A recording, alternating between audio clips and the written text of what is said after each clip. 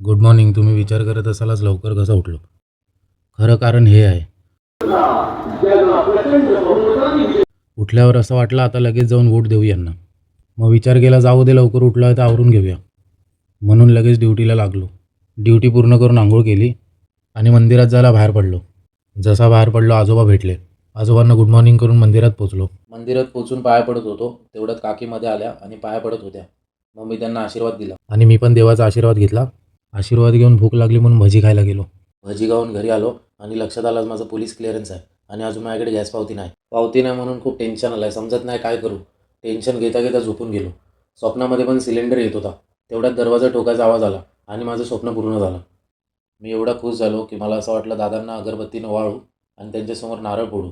कारण ह्याच पावतीसाठी मी कालपासून वाट बघत होतो. आता पावती आलीच आहे तर पोलीस क्लिअरन्स करूनच येतो. पोलीस स्टेशनला पोचलो पण तिथे व्हिडिओ शूट नाही केला.